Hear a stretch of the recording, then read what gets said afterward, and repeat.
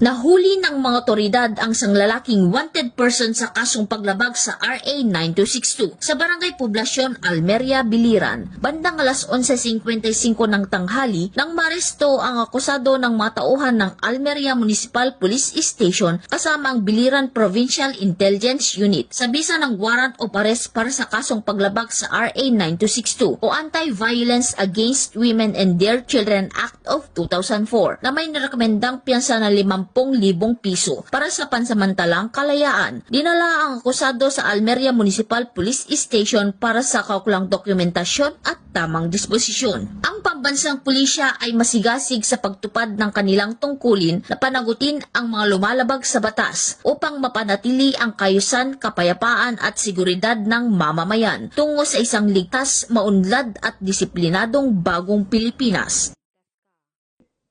Mula dito sa Eastern Visayas, ako ang inyong PNN correspondent, Patrolwoman Palafox, alagad ng batas, tagataguyod ng Balitang Pulis.